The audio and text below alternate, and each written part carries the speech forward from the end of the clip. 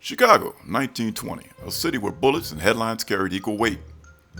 Politicians bought their power in smoke-filled back rooms, and mobsters carved out their empires block by block. In the middle of it all stood one man, half journalist, half fixer. To the public, he was just a reporter for the Chicago Tribune. But behind the curtain, he was something far more dangerous, a power broker between the press, the politicians, and the outfit. His name was Jake Lingle. Welcome back to James on the Mob. I'm James Jenkins, host and narrator. Today we're stepping into the world of the Fifth Estate. Jake Lingle, a Chicago Tribune employee, known by some as a newspaperman, whose formal education ended at the 8th grade and who was described by a colleague as never having mastered the art of writing, and by others as a mob's mouthpiece. But in the end, he was known by all as a Chicago media mobster. The story of Alfred Jake Lingle begins not in the commotion of the 1920s Chicago, but in the late 19th century, a time of immense social and demographic change for the city. Born on July 2nd, 1891, Lingle was a native of the then west side of Chicago, an area that was a melting pot of working-class immigrant communities. His early life, however, is clouded by a curious set of conflicting narratives, each of which offers a glimpse into a persona he carefully put a spin on.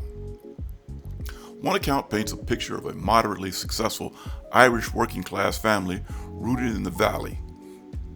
It was bordered by Chicago's once famous water canals and Halsted Street to the west, 14th and 15th Streets to the north and south, and Canal Street to the east.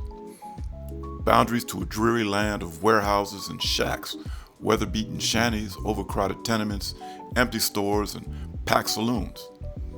This description aligns with the historical reality of Chicago's political landscape, where the Irish ethnic gangs and politicians were a dominant force in the early 20th century.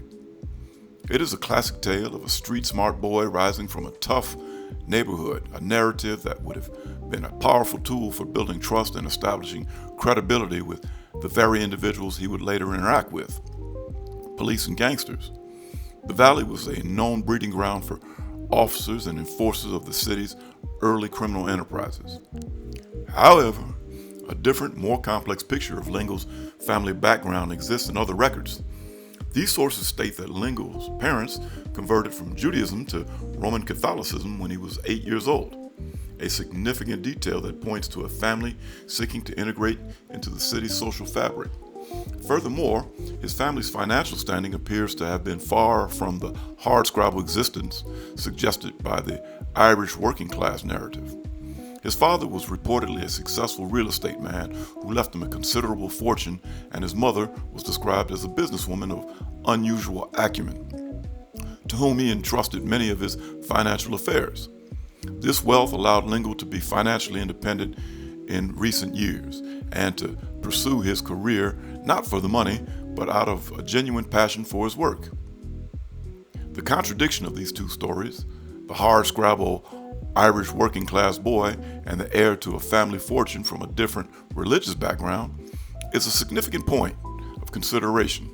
The Irish narrative, with its strong ties to the city's political and criminal power structures, would have been a far more effective identity for a reporter covering a beat.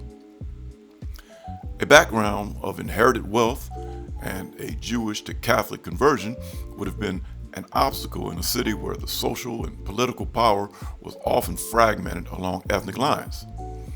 The deliberate cultivation of certain public image was foundational to Lingle's ability to operate as a middleman and a chameleon. It demonstrates his early understanding that personal identity could be a fluid asset, a lesson that would become central to his professional life. Lingle's journey to the Chicago Tribune was not a traditional one. His formal education ended after the 8th grade at John Calhoun North Elementary. He was described once again by colleagues as a person who never mastered the art of writing and had no aptitude for it, only able to transmit the facts. Yet his lack of academic or literary prowess was inconsequential because his skills were relational and based on street savvy, not technical ability. Before entering journalism, Lingle's early pursuits were instrumental in shaping the skills he would later use to great effect. He played semi-professional baseball, a team-based endeavor that likely honed his ability to build rapport and operate within a social structure. He also worked for a surgical supply company. These were not just temporary jobs, they were incubators for a specific set of skills.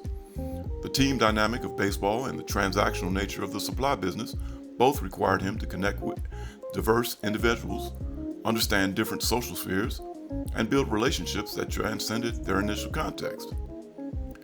Lingle's entry into the Chicago Tribune in 1912 at age 20 was a rapid ascent, not an arduous climb. He began as an office boy and was reportedly hired on the recommendation of a West Side political boss. His editors quickly recognized that his true value lay not in his ability to type or write, but in his deep-seated streetwise connections.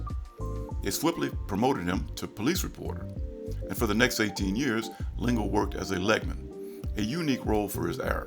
A legman's job was to be on the street, gathering news and phoning in the facts to a writer at the city desk, who would then compose the story.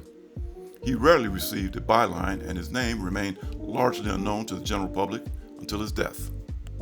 No single relationship was more instrumental in Lingle's early career than his friendship with William F. Russell.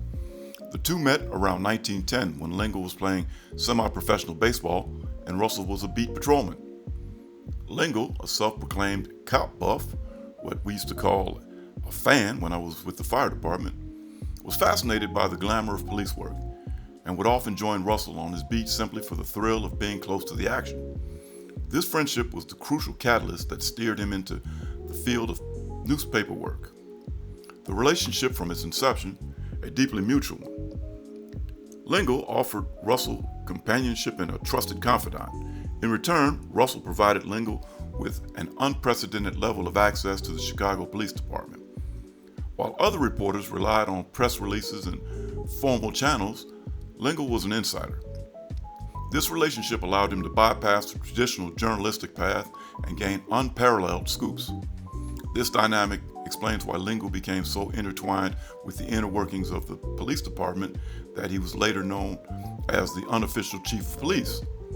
His power was derived not from his official title, but from his direct access to the man who held it. By 1920, this friendship had already become the cornerstone of his power, a key that would unlock an era of immense wealth and ultimately his downfall. A lesser known but significant part of Lingle's pre-1920 life was his service in the United States Navy. During World War I, he enlisted and rose to the rank of Chief Boatswain's Mate in the Naval Intelligence Service. As the Prohibition era took hold in the 1920s, Jake Lingle's pre-existing network of connections transformed into a sprawling and lucrative criminal enterprise, and some awesome paydays. While he earned a modest salary of $65 a week as a legman for the Chicago Tribune, his true income was vastly disproportionate to his official job. Lingle lived a life of staggering luxury, maintaining 2 homes, a suite at a stylish hotel, and a 6-figure stock account. His lavish lifestyle, which included a chauffeur-driven limousine, was funded by his extensive gambling, particularly at horse and dog tracks. He was known to have spent as much as $1,000 a day on betting. Lingle's true value lay in his role as a middleman, brokering deals between Chicago's leading mobsters, corrupt politicians, and high-ranking police officials. He used his friendship with now Police Commissioner William F. Russell to get privileged information on police raids and other law enforcement activities. He, in turn, shared mob information with Russell. And in return for payola from gangsters, he promised them that their illegal operations, including speakeasies, gambling dens, and dog tracks, would be allowed to operate without any interference. Lingle's most significant underworld relationship was with Al Capone, who saw Lingle as one of his favorites. Capone was reported to have given Lingle a diamond-studded belt buckle as a gift. In return, Lingle would tip Capone off to police raids and write favorable stories about him in the Tribune, presenting him in a positive light to the public. Lingle also cultivated a connection with Capone's rivals, the North Side gang led by George "Bugs" Moran. However, as Lingle's power grew, so did his arrogance. He became cocky, demanding more and more money from the mobsters, and reportedly asserting that I set the price of beer in Chicago. His hubris led to a crucial misstep. He double-crossed the Northside gang by accepting money from them for a gambling den, but then forbidding its opening unless more cash was paid, ultimately having them raided when they refused. By June 1930, Lingle's double dealing had caught up with him. The underworld had had enough. Even Al Capone, upon learning that Lingle was also working with his rivals, stopped taking his calls and refused to meet with him after Capone's release from prison. On the afternoon of June 9, 1930, Lingle left the Sherman House Hotel after checking in with his people at the Tribune and noticed that he was being followed. He told this to a policeman that he knew without any other further explanation. He was catching the train to Washington Park Racetrack in Homewood, Illinois. As he walked through the crowded pedestrian tunnel at Michigan Avenue and Randolph Street, a man described as a tall blonde with blue eyes approached him from behind. He was shot once in the back of the head with a .38 caliber pistol, killing him instantly. The killer dropped the weapon and fled. Witnesses saw Lingle enter the tunnel between two men, and two men in a roadster hailed him from the curb with a racing tip just before the murder. Lingle's murder was a sensational crime that set off public outcry. The Chicago Tribune initially presented him as a martyred journalist who exposed the work of bad guys and killers, and offered a $25,000 reward for information leading to his killer. Other Chicago newspapers added to the reward, bringing the total to $55,000. Lingle was given a hero's funeral with a large crowd of mourners overflowing into the streets. But then, the other shoe dropped. Within a week of his death, the heroic image of Jake Lingle began to unravel as a torrent of news revealed his extensive corruption. His six-figure stock account and lavish spending were exposed to the public. The public, which had initially been outraged, became resigned upon learning the truth that Lingle was corrupt to his core and that his death was more related to his criminal activities than to his journalism. Other journalists began to question the Tribune's knowledge of Lingle's activities.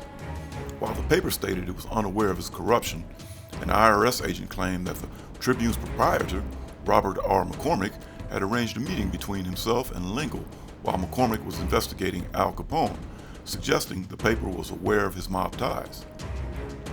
The assassination also had major repercussions for Lingle's high-placed friends. Police Commissioner William F. Russell, Lingle's best friend, resigned his position in the wake of the scandal, stating that he and his chief of detectives, John R. Stedge, were stepping down to not impede the investigation. The investigation and its aftermath led to a complex web of events. Lingle's murder was initially thought to have been ordered by the Northside gang. Lingle had reportedly angered the gang by using his friendship with Police Commissioner Russell to raid their establishments and to help advance Capone's empire. Jack Zuda, a Northside gang fixer and coward for who once said, and I love this line, that if thoroughly frightened, Zuda would sacrifice his own mother. Zuda was believed to have organized the hit. Zuda fled the city and was later killed on August 1st, 1930, in a roadhouse in Upper Nemavin Lake, Wisconsin, by what was believed to be Chicago outfit gunmen seeking revenge for Lingle's murder. Zuda was known as a meticulous record keeper, and his death led to the discovery of extensive records detailing kickbacks to the city and state officials, which exposed widespread political corruption. In January of 1931, police arrested Leo Vincent Brothers, a St. Louis gangster, after receiving a tip that he was Lingle's killer.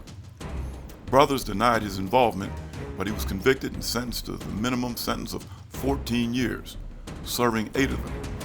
Many observers, then and now, believe that Brothers was handed up by Al Capone as a scapegoat to quell the public outrage and police pressure. The real triggerman is believed by some to have been a Northside gangster, Frank Foster, who eventually switched to the Capone side.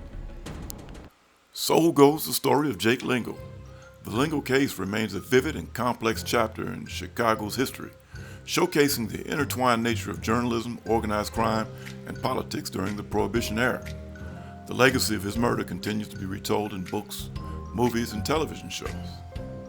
And in the comments below, let me know your thoughts on the topic covered. I'm James Jenkins, and if you've enjoyed this episode on Jake Lingle, hit that like button, subscribe, share, and stay tuned for another episode of James on the Mob. And remember, life is short, so don't whack it off. See yous.